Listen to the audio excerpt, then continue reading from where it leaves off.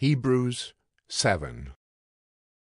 For this Melchizedek, king of Salem, priest of the Most High God, met Abraham returning from the slaughter of the kings, and blessed him. And to him Abraham apportioned a tenth part of everything. He is first, by translation of his name, King of Righteousness, and then he is also King of Salem, that is, King of Peace. He is without father or mother or genealogy, having neither beginning of days nor end of life, but resembling the Son of God, he continues a priest forever. See how great this man was, to whom Abraham the patriarch gave a tenth of the spoils. And those descendants of Levi who receive the priestly office have a commandment in the law to take tithes from the people, that is, from their brothers, though these also are descended from Abraham. But this man, who does not have his descent from them, received tithes from Abraham, and blessed him who had the promises. It is beyond dispute that the inferior is blessed by the superior. In the one case, tithes are received by mortal men, but in the other case, by one of whom it is testified that he lives. One might even say that Levi himself, who receives tithes, paid tithes through Abraham, for he was still in the loins of his ancestor when Melchizedek met him.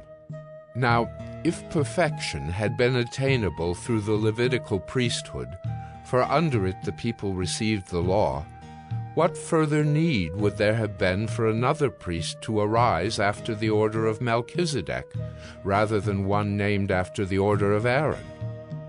For when there is a change in the priesthood, there is necessarily a change in the law as well. For the one of whom these things are spoken belonged to another tribe, from which no one has ever served at the altar. For it is evident that our Lord was descended from Judah, and in connection with that tribe Moses said nothing about priests. This becomes even more evident when another priest arises in the likeness of Melchizedek, who has become a priest not on the basis of a legal requirement concerning bodily descent, but by the power of an indestructible life. For it is witnessed of him, "You are a priest forever, after the order of Melchizedek." For on the one hand, a former commandment is set aside because of its weakness and uselessness, for the law made nothing perfect. But on the other hand, a better hope is introduced, through which we draw near to God. And it was not without an oath, for those who formerly became priests were made such without an oath.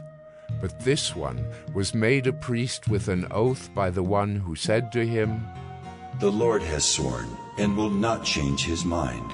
You are a priest forever." This makes Jesus the guarantor of a better covenant. The former priests were many in number because they were prevented by death from continuing in office. But he holds his priesthood permanently because he continues forever. Consequently, he is able to save to the uttermost those who draw near to God through him, since he always lives to make intercession for them. For it was indeed fitting that we should have such a high priest, holy, innocent, unstained, separated from sinners, and exalted above the heavens. He has no need, like those high priests, to offer sacrifices daily, first for his own sins and then for those of the people, since he did this once for all when he offered up himself.